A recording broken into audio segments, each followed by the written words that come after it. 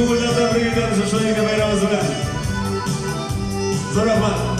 Shu motor dunyolarning qadrini bilib do'stlar. Yaratib ham yaratilib, baxtli shodlikda yasharga nasib etsin edi barchamizga. Bayramda emas bo'laylik do'stlar.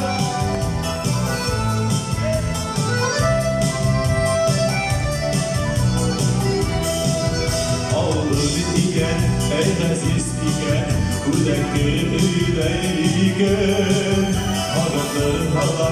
Hanımları hala, perdeleri tügey.